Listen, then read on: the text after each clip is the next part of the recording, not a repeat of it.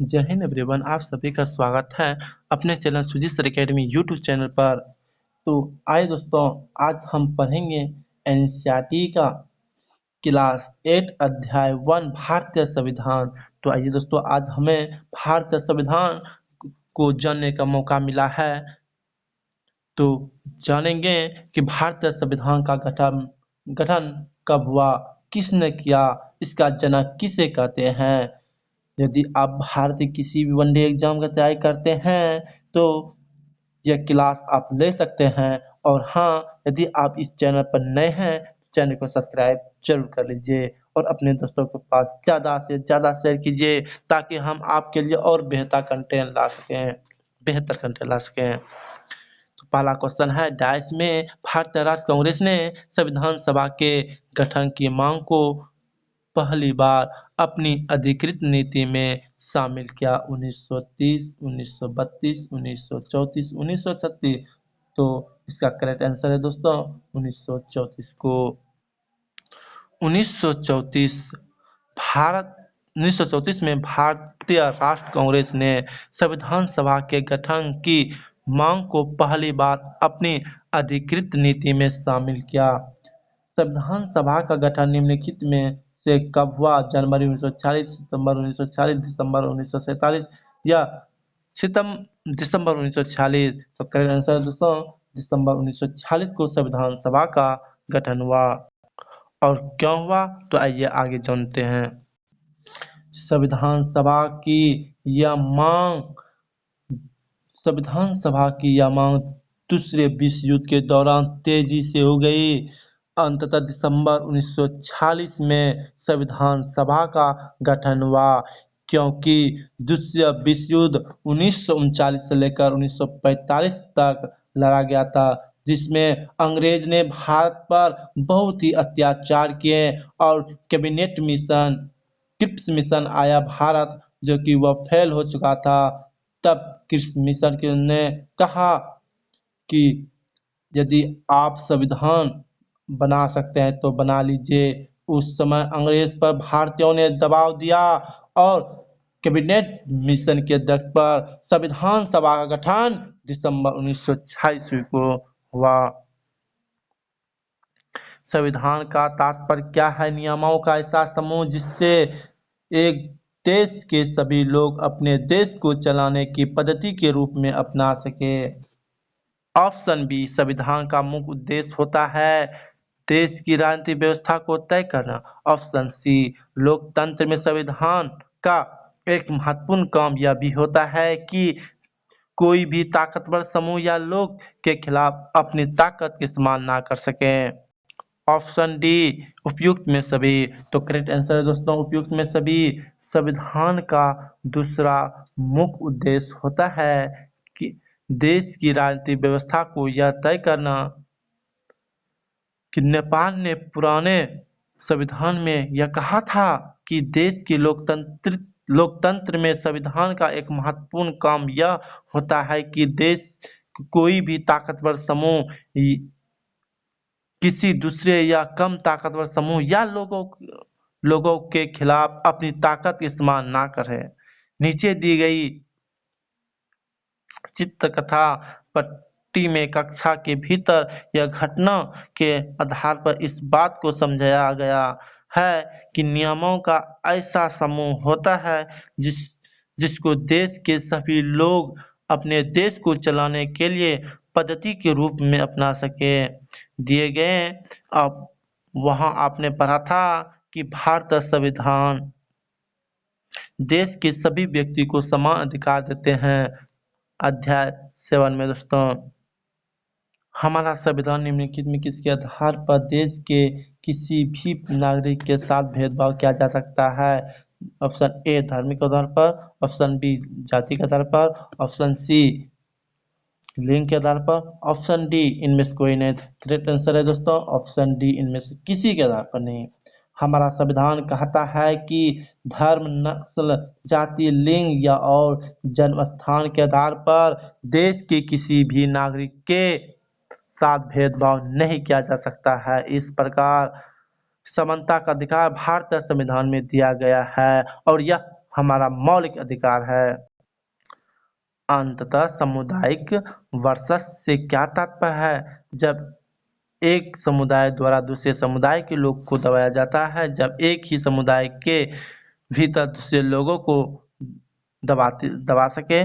Option C जब दो देश एक दूसरे को वर्चस्व के लिए दबाते हैं। ऑप्शन डी उपयुक्त में कोई नहीं। करेक्ट आंसर है दोस्तों ऑप्शन बी, जब एक ही समुदाय के भीतर दूसरे लोगों को दबा सके। जो बहुसंख्यकों के लिए समान रूप से उपलब्ध हैं। अल्पसंख्यकों पर बहुसंख्यकों की इस निरंकुशता या दबदबा पर प्रतिबंध लगाना भी संविधान का एक महत्वपूर्ण कार्य है। यह दबदबा एक समुदाय द्वारा दूसरे समुदाय के ऊपर हो सकता है। अंततः सामुदायिक वर्चस्व कहते हैं, या फिर एक समुदाय के भीतर दूसरे समुदाय को दबा सके, जिसे अंततः सामुदायिक वर्चस्व कहते हैं। अंततः अंतर सामुदायिक वर्चस्व से क्या तात्पर्य है? जब एक समुदाय द्वारा दूसरे समुदाय के लोग दबाया जाता है। जब एक ही समुदाय के भीतर दूसरे लोगों को दबा सके। जब दो देश एक दूसरे के वर्चस्व के लिए दबाते हैं। ऑप्शन डी इनमें से कोई नहीं। तो क्या आंसर है? जब एक समुदाय द्वारा दूसरे समुदाय के लोगों को दबाया जाता है। जो बहुसंख्यकों के लिए समान रूप से उपलब्ध है। अल्पसंख्यकों पर बहुसंख्यकों की निरंकुशता या दबदबा पर प्रतिबंध लगाना भी संविधान का एक महत्वपूर्ण कार्य है। यह दबदबा एक समुदाय द्वारा दूसरे समुदाय के ऊपर भी हो सकता है, जिसे अंतर समुदाय को वर्चस्व कहते हैं। यह संविधान एक ही समुदाय के भीतर कुछ लोग दूसरे लोगों को दबा सके, जिससे अंतर सामुदायिक वर्चस्व कहते हैं। निम्न में से किस राजनेता को भारतीय संविधान का जनक कहते हैं? Mahatma Gandhi, doctor Ambedkar, Sardar Vallabh bhai Patel, Jawaharlal Nehru. Correct answer है दोस्तों option D C, doctor Ambedkar. Baba Saheb doctor Ambedkar को भारतीय संविधान का जनक कहते हैं, और डॉक्टर अम्बेडकर का विश्वास था कि संविधान सभा में उनकी हिस्सेदारी के अनुसूचित जातियों को संविधान के प्रारूप में कुछ सुरक्षात्मक व्यवस्था मिली। संघवाद से क्या तात्पर्य है? जब किसी देश में एक से ज्यादा स्तर की सरकार का होना। जब देश में एक ही सरकार की सरकारों का होना। ऑप्शन सी उपयुक्त में दोनों। करेक्ट आंसर है दोस्तों इसका ए, जब एक ही देश में एक से ज्यादा सरकार का होना। संघवाद इसका मतलब है देश में एक से ज्यादा स्तर की सरकारों का होना। हमारे देश में राज्य सरकार पर भी सरकारें हैं, और केंद्र स्तर पर भी सरकारें हैं। पंचायत राज व्यवस्था शासन का तीसरा स्तर है, जिसके बारे में आप कक्षा 6 में पढ़ चुके हैं, और कक्षा 7 की किताब में आपने राज्य सरकार के कामकाजों को भी देखा था। इस साल हम केंद्र सरकार के बारे में ज्यादा जानेंगे।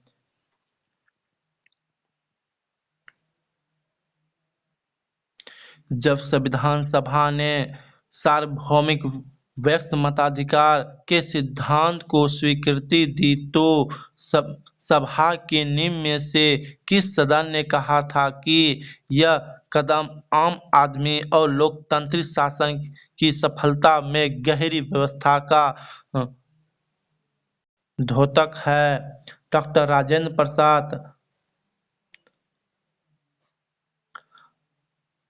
Rajendra Prasad, A. Option B Alladi Krishnaswami Ayyar, B Pattabhi Sitaramayya, option D A K. Iyer. Correct answer है दोस्तों ए.के. अय्यर। जब संविधान सभा ने सार्वभौमिक व्यक्ति अधिकार के सिद्धांत को स्वीकृति दी, तो संविधान के स्तर पर ए.के. अय्यर ने कहा था कि यह कदम आम आदमी और लोकतांत्रिक शासन की सफलता में गहरी आस्था का द्योतक और इस विश्वास पर आधारित है कि व्यक्ति मताधिकार के जरिए लोकतांत्रिक सरकार की स्थापना ज्ञानोदय लगाएगी। यह आम आदमी की कुशल क्षम जीवन स्तर, सुविधा और बेहतर जीवन स्थिति को प्रोत्साहन देगी। सार्वभौमिक व्यक्ति मताधिकार से क्या तात्पर्य है? अपने प्रतिनिधियों को चुनने में देश के सभी लोग सीधी भूमिका होती है। अपने प्रतिनिधियों के चुनाव में देश के केवल खास लोग सीधी भूमिका होती है।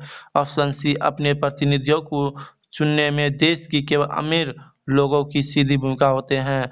करेक्ट आंसर है दोस्तों ऑप्शन डी, इनमें से कोई नहीं। तो करेक्ट आंसर है दोस्तों अपने प्रतिनिधियों को चुनाव में देश के सभी लोग सीधी भूमिका की होती है। ऊंची नीची की बेड़ियों को भी तोड़ा जा सकता है। सार्वभौमिक मताधिकार का मतलब है कि अपने प्रतिनिधियों के चुनाव में देश के सभी लोगों की सीधी भूमिका होती है। इसके अलावा हर व्यक्ति खुद चुनाव भी लड़ सकता है, चाहे उसकी समाज पृष्ठभूमि कैसा भी क्यों ना हो। ये प्रतिनिधि जनता के प्रति जवाबदेही होते हैं। सरकार के निम्नलिखित में से कितने अंग होते हैं? 1, 2, 3 या 4? 3 स्तरीय सरकार होते हैं। 3 शक्तियों का बंटवारा। संविधान के अनुसार सरकार 3 अंग होते हैं: विधायिका, कार्यपालिका व न्यायपालिका। विधायिका हमारे संविधान के निर्वाचित प्रतिनिधित्व होते हैं। कार्यपालिका ऐसा लोग जो समूह होता है जो कानूनों को लागू करने और शासन चलाने का काम देखता है, जबकि न्यायपालिका न्यायालयों की व्यवस्था को न्यायपालिका कहते हैं। संविधान के अनुसार सरकार निम्न में से कौन सा अंग है? विधायिका, कार्यपालिका, न्यायपालिका, उपयुक्त तीनों सम्मिलित हैं। ऑप्शन करेक्ट आंसर है डी।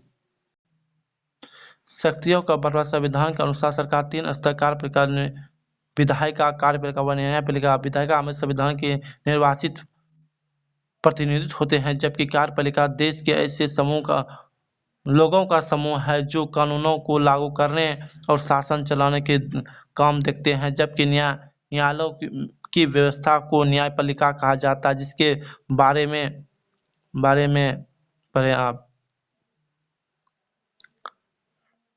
हमारे निर्वाचित प्रतिनिधि निम्नलिखित में से किसके अंतर्गत आते हैं? विधायिका, न्यायपालिका, कार्यपालिका, इनमें से कोई नहीं। करेक्ट आंसर है दोस्तों विधायिका। हमारे निर्वाचित प्रतिनिधि होते हैं जो कि कार्यपालिका ऐसे लोगों का समूह है जो कानूनों को लागू करने और शासन चलाने का काम देखते हैं। न्यायालय की व्यवस्था को न्यायपालिका कहा जाता है, जिसके बारे में आपने इस पुस्तक में कई 3 अंग पढ़े हैं। सरकार की किसी भी खास द्वारा सत्ता को दुरुपयोग को रोकने के लिए प्रावधान किया गया है कि इन सभी अंगों की शक्ति एक दूसरे की अलग होती है। न्यायालयों की व्यवस्था निम्न में से किसके संबंधित है? क्वेश्चन 15 है दोस्तों, न्यायालयों की व्यवस्था निम्न में से किससे संबंधित है? विधायिका से, न्यायपालिका से, कार्यपालिका से, उपयुक्त में तीनों। करेक्ट आंसर है दोस्तों न्यायपालिका से।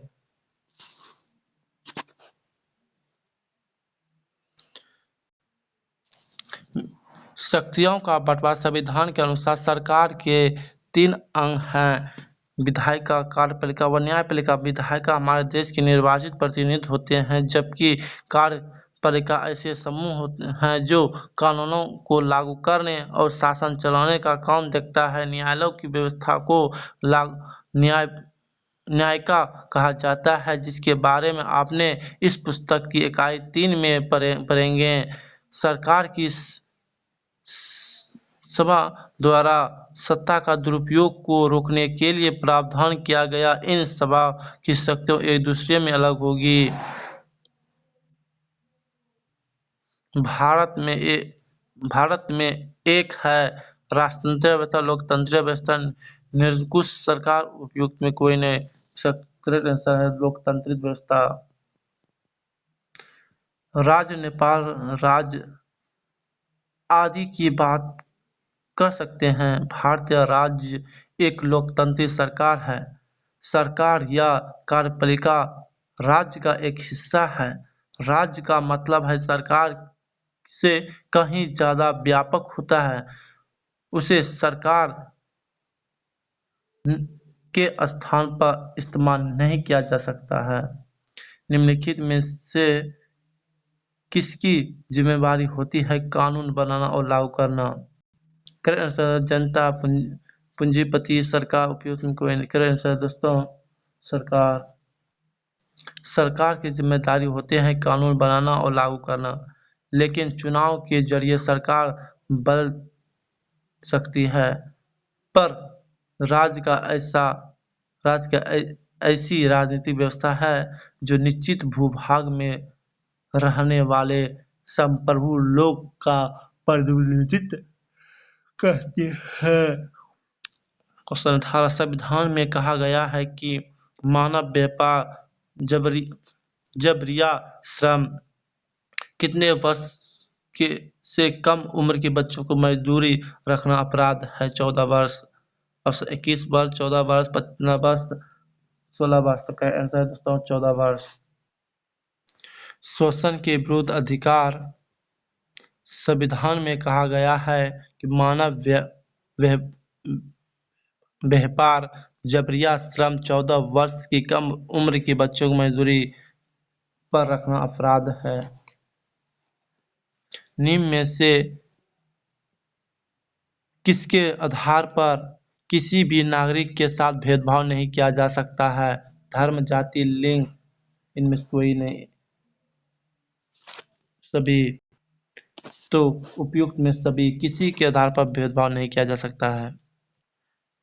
समानता का अधिकार, कानून की नज़र में सभी लोग समान हैं। इसका मतलब है कि सभी लोग देश का कानून बराबर सुरक्षा प्रदान करेगा। इस अधिकार में यह भी कहा गया है कि धर्म, जाति, लिंग के आधार पर किसी भी नागरिक के साथ भेदभाव नहीं किया जा सकता है। खेल की मैदान, होटल की दुकान इत्यादि सार्वजनिक स्थान पर सभी लोग को बराबर पहुंच का अधिकार होगा। कहलाता है वाला दंड भारतीय संविधान के अंतरात्मा है। धर्मनिरपेक्ष, संघवाद, मौलिक अधिकार, नीति निर्देशक तत्व। करेक्ट आंसर है दोस्तों नीति, मौलिक अधिकार। मौलिक अधिकारों का वाला दंड भारतीय संविधान के अंतरात्मा भी कहलाता है। औपनिवेशिक शासन के राष्ट्रवादियों के दिमाग में राज्य के प्रति संदेश का भावना पैदा कर दिया। मौलिक अधिकारों का निम्न में से क्या उद्देश्य है? हरेक नागरिक ऐसी स्थिति में हो कि वह उन नागरिकों के लिए दावेदारी कर सके। ऑप्शन बी, अधिकार हर उस संस्था और संस्थान के लिए बाध्यकारी हो जिससे कानून बनाने का अधिकार दिया गया। ऑप्शन सी उपयुक्त में दोनों, या ऑप्शन डी इनमें से कोई नहीं। तो करेक्ट आंसर है दोस्तों उपयुक्त में दोनों, सी। इन मौलिक अधिकार के बारे में डॉक्टर भीमराव अम्बेडकर ने कहा था कि इसका दोहरा उद्देश्य, पहला, हरेक नागरिक ऐसी स्थिति में हो कि उन अधिकारों के लिए दावेदारी कर सके। दूसरा, यह अधिकार हर उस संस्था और संस्थान के लिए बाध्यकारी हो जिससे कानून बनाने का अधिकार दिया गया। यदि किसी भी नागरिक को लगता है कि राज्य द्वारा उसके किसी मौलिक अधिकार का उल्लंघन हुआ है तो निम्न में से किस आधार पर